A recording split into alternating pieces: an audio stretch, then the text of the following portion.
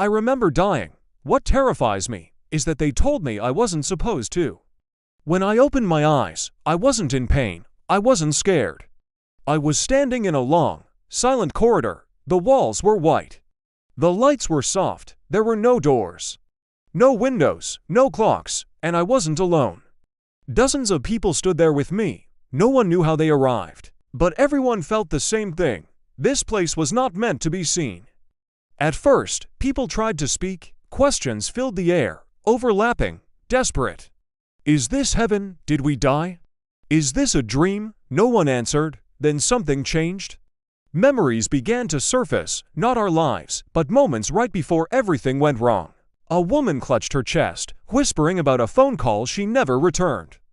A man stared at his hands, repeating the same sentence over and over. I should have slowed down. The corridor reacted.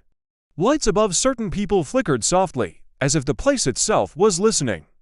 Then the voice came. It wasn't loud. It didn't echo. It simply existed everywhere. You are between moments. Silence swallowed us whole. This place is not an ending, the voice continued. And not a beginning. A section of the wall opened smoothly, revealing a scene inside. A hospital room. Another opened. A dark road at night. Another. A staircase, frozen mid-fall. People gasped. They recognized them. Their moments. Some of you reached your final moment, the voice said calmly. Others were interrupted. A man stepped forward, shaking. What happens if we walk in? A pause. You accept what comes next. The first person walked forward. No hesitation, no fear. As soon as they crossed the threshold, the light consumed them. The wall closed. They were gone. Others followed. Some crying, some relieved, some smiling. With every person who left, the corridor felt lighter, quieter, more empty. I stayed where I was, not because I was brave.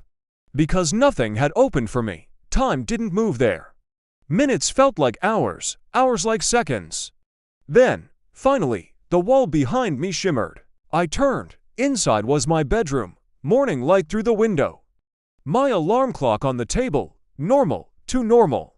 The voice spoke directly to me. You are early. My chest tightened. What happens if I go back? Another pause.